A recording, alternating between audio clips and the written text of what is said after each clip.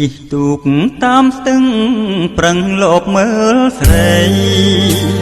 ធម្មជាតិស្រស់ខៀវខ្ចីក្តាំងញាព្រែកស្ដីព្រៃវាលអន់លួងស្ទឹង